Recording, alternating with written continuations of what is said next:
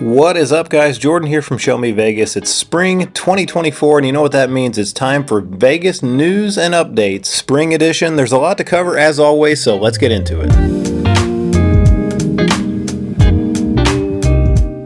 Alright, the biggest story this spring in Las Vegas is probably the fact that the Tropicana is closing. That's right, the famous Tropicana at the southeast corner of Tropicana Avenue and Las Vegas Boulevard is going to close after nearly 67 years of operation. Now, the Tropicana is actually the second oldest continually operating hotel on the Las Vegas Strip, second only to Flamingo. It opened on April 4th, 1957, and its final day will be April 2nd, 2024, meaning that the last night anyone's going to be able to stay at the Tropicana is April 1st, and I will be there. Be sure and hit that subscribe button and turn on your notifications so you don't miss that. I'm going to make a video about what it was like to stay at the Tropicana on its final night, and I plan to talk about the history of the property as well. Now, why is this hotel closing? Well, in case you hadn't heard, Major League Baseball's Oakland Athletics are slated to move to Las Vegas in the future. After an extensive search of the area, A's officials settled on this piece of property as the site of a future Las Vegas baseball park. Now, there's a lot to unpack there, as that plan is still a little bit up in the air. Some public funding has been approved, and they actually finally released some renderings of what that ballpark is supposed to look like,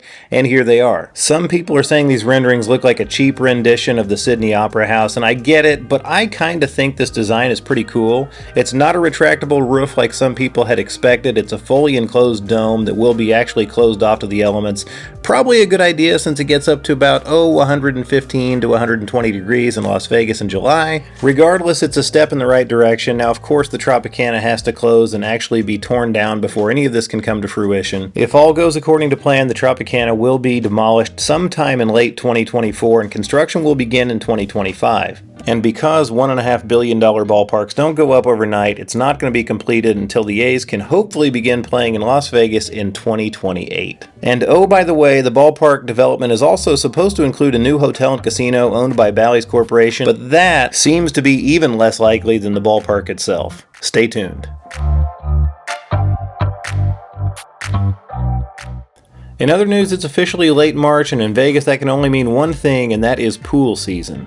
Pools all up and down the Strip are now officially open for the season. It usually runs from mid-March to mid-October every year. That doesn't mean it's exactly swimming weather. This time of year, the high temperatures in Vegas average in the low 70s, and it's not uncommon for the days to still be cool and windy. But regardless, pool season has begun, and there's at least one big new addition to the pool scene on the Strip, and that is Fontainebleau.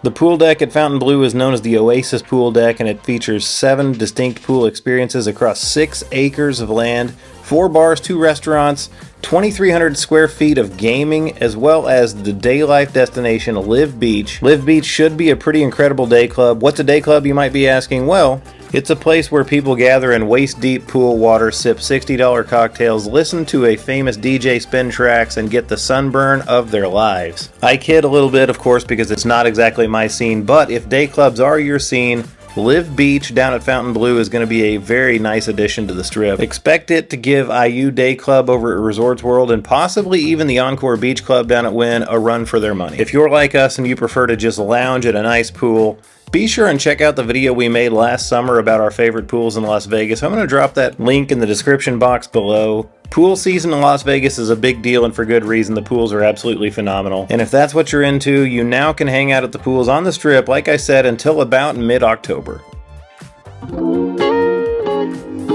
Alright, let's talk about Ole Red. This place has taken the Strip by storm, and it hasn't even officially had its grand opening yet. That might seem a little strange because of course Ole Red has been open since late January, but the official grand opening doesn't take place until mid-April. April 16th and 17th, Blake Shelton himself will be performing at his new venue in Las Vegas to celebrate its grand opening. You can enter to win tickets to those performances on olered.com. This place looks incredible, and we still haven't had a chance to check it out. As a matter of fact, every time we've been by Ole Red since it opened, the line has been around the corner, and we just didn't feel like waiting however long it might take to get inside. Our time in Vegas is too valuable, but again, this place looks amazing with balconies that overlook the Strip. They even overlook the Bellagio fountains. There's a rooftop deck, and inside there are 3 levels where you can see the stage below for live entertainment. In fact, if the venue is open, there's live music being played all the time. This place is a fantastic addition to the Las Vegas Strip, and it's going to be soon joined by its neighbor to the south, Bottled Blonde. It is in the very early stages of construction. As a matter of fact, it's basically just a construction fence at this point, slated to open later on this year. As one strip restaurant founded by a famous country singer opens, another one closes. Jimmy Buffett's Margaritaville at Flamingo Hotel and Casino is closing. Margaritaville has been open in this space for more than 20 years. As a matter of fact, 2003 is when it opened. It's right there at the corner of the Link Promenade, and their lease expires in June of this year, and it will not be renewed. Now, we don't have an exact date other than they said it will be before June 1st, but we do know that their website does not allow reservations after April 18th, so it may be gone sooner rather than later. Now, it's not necessarily because the brand wasn't doing well on the Strip. However, it does appear that Caesars Entertainment wants to gain control of all of its restaurant spaces. Formerly, they used to lease those out to franchisees, but it appears that they're wanting to get control of all those spaces, especially the Strip-facing ones. By this time next year, Flamingo is going to look very different. Of course, you know the Bird Bar closed, and that's going to be replaced by a new Vanderpump. Margaritaville is in an absolutely prime position right there at the corner of the Link Promenade. It makes sense that Caesars would want to get their own restaurant into this space. Now, we've never eaten there because we don't make it a habit of eating at franchised restaurants while we're in Las Vegas, but if you're a fan of the Margaritaville brand, just know they are looking for a new location in the city. Whether or not that'll be on the Strip or Strip adjacent remains to be seen. But if you're wanting to eat at that Margaritaville location one more time, you probably better do it in the next couple of weeks. Alright, one of the more interesting stories to come out of Vegas in recent days involves Bruno Mars. Bruno Mars, of course, has had a long-standing partnership with MGM Resorts. He's played at MGM properties since 2016, and he recently just opened a new venue over at Bellagio known as Pinky Ring. Well, cable news channel News Nation recently reported that Bruno owed MGM Resorts $50 million in gambling debts. Now, despite him being one of the more popular entertainers on the planet, that's still nothing to sneeze at. According to Celebrity Net Worth, his net worth is approximately $175 million, and he earns about $1.5 million per show. So if true, $50 million is a big chunk of change. Now, of course, MGM Resorts came out after this story and said that's not true. He doesn't owe us $50 million.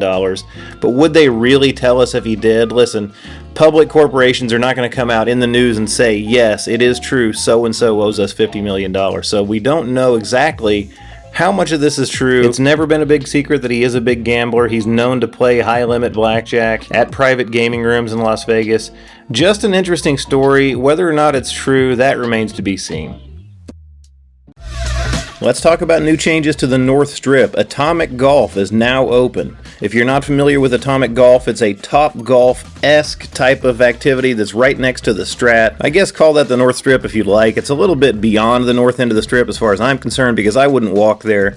Regardless, this place looks absolutely awesome. I talked about this a little bit in the What's New in 2024 video that we put out a couple of months ago, so I won't get too far into it, but just know that it's open now and it is available. 4 levels of hitting bays, a putting experience, what they're calling an Astrocade, which is kind of like a sports book only without the betting. I do understand that Atomic Golf is connected to the Strat by an indoor hallway, so you can park at the Strat and walk over from there without really going outside. They always accept walk-ins. You can also purchase an express pass on their website, or for groups you can book a package in advance and reserve a bay. We've done Topgolf in other cities and really liked it, but I've got to say, based on these renderings, this looks cooler than Topgolf. Now, I am a golfer, so the range technology matters to me, so that'll be a big deal, at least for me, but this facility looks cooler than Topgolf, minus the pool, I guess. At any rate, Atomic Golf is now open in Vegas, and I'm excited to go down there and check it out, hopefully when I visit in April. Now here's something kind of cool. Not very long ago, I put out a short about slots of fun on the north end of the Strip right next to Circus Circus. It's actually technically part of Circus Circus, and it has been absolutely nothing for a few years now. When I walked through it back in November, it was absolutely the saddest looking little casino ever, and now they've actually done something about it. Slots of Fun had its heyday back when the North Strip was still walkable everywhere, and it has gone downhill for many years. As a matter of fact, most people wondered why it was still open, myself included. Well, this looks like a welcome addition to Circus Circus. They've been putting a lot of money in the property, and this is part of that. I've not had a chance to go in there yet, but they did open back up the bar that was walled off and they have bar specials. Apparently they have some $2 beers, $2 hot dogs, and they're also selling popcorn. Circus Circus was the last strip casino with coin-operated slots, and it appears they've moved most, if not all, of those coin-operated slots over to Slots of Fun and moved most of the new flashier games inside Circus Circus. In addition to that, they now have live table games once again at Slots of Fun, a couple of blackjack tables, one of those semi-live, semi-electronic roll-to-win craps games. Don't get too excited, the blackjack still pays 6 to 5, but this is a nice addition to Slots of Fun, and now maybe it'll be relevant once again. Fountain Blue's open across the street now, so there might be just a little more foot traffic than there used to be. Listen, Circus Circus as a whole is still pretty cringy. You know that if you watched my video from last November. Although they are trying, they're putting a lot of money into the property, and this is just one example of that. I'm going to be at Resorts World in April, and I can't wait to walk next door and check out the new Slots of Fun. Finally, let's talk residencies in Las Vegas this spring. Now, I'm only going to list the spring dates because this is a spring updates video. Kylie Minogue, March, April, and May at the Venetian. Donny Osmond, March, April, and May at Harrah's. Weekends with Adele continues over at Caesars Palace. The March dates have been postponed due to illness, but future shows are set for May and June. Wayne Newton, of course, continues to perform over at the Flamingo. Currently, he's scheduled to be there March, April, May, and June, and that may be extended once again, who knows. Barry Manilow is still kicking and performing over at the Westgate March through June. Miranda Lambert returns to Planet Hollywood March and April. Foreigner is going to be at the Venetian March and April. Mariah Carey down at Park MGM April 12th through 27th. Carrie Underwood brings her residency back to Resorts World March, May, and June. U2 may be done at the Sphere, but the next resident there is going to be Fish. I say resident, this is a short engagement, April 18th through the 21st. Garth Brooks continues his popular residency at the Coliseum April, May, and June. Maroon 5 will be at Dolby Live at Park MGM May and June. Shania Twain has dates at Planet Hollywood in May. And Lady Gaga brings back her jazz and piano show at Park MGM starting on June 19th. That's technically still in the spring, barely I know, and by that time the weather will definitely feel like summer in Vegas. Hey, if you need any more information on any of these residencies, I'm going to leave a link to the best article I've found summarizing them. It's by Entertainment Weekly, and you can find that link in the description box down below. And that's it for our Vegas Spring News and Updates 2024. Hey, if you did find this video informative, don't forget to give it a thumbs up. Also, subscribe to the channel and turn on that notification bell. Head on over to the channel and check out our other content. We do a lot more than this on the channel. Lots of videos about Vegas hotels, restaurants, and things to do, so be sure and check that out. Hey, thanks as always for watching, guys. We'll see you in the next video because there's always more for us to show you on Show Me Vegas.